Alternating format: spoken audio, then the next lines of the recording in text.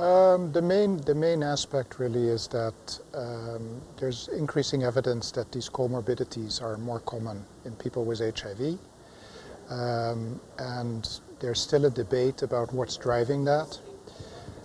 What we find is that the already recognized risk factors in the general population play a very important role. When you look at the analysis we've done so far, depending on which disease you're actually looking at, you may find that HIV still is an independent risk factor, but not always. So you can't just look at all comorbidities in the same way. You really have to look at each of them separately. Generally speaking, but very generally speaking, it seems that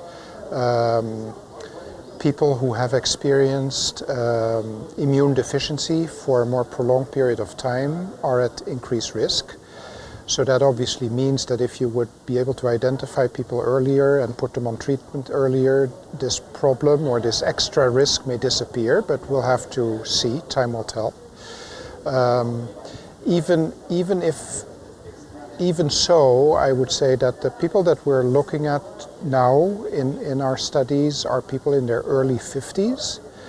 So it could well be that once these people become in their 70s, the problem may become more pronounced and you may still have an extra risk with HIV. But that's something obviously we can't know today, nobody knows. And I think it calls for long-term, for following these people long-term.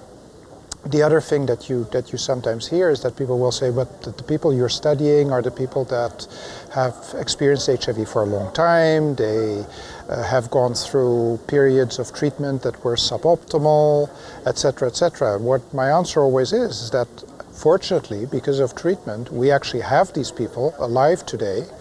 They're not going to disappear. I mean, again, because of the success, they'll live until hopefully until in their 70s, 80s, and therefore even though that group in the future may be less important because the younger people get identified and put on treatment earlier, I think it's still very valid to study and follow these people.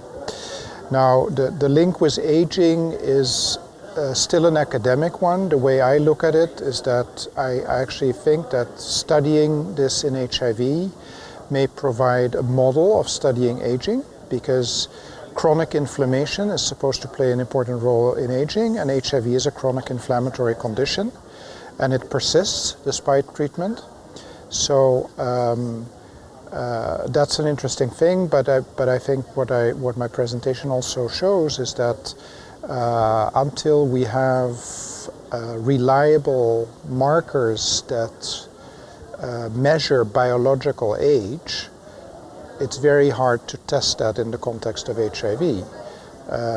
That being said, there are lots of researchers involved in aging who are obviously working on these biomarkers, and what we try to do is by teaming up with these researchers and bringing the HIV and the aging research community together to hopefully learn something about that down the road in the next couple of years.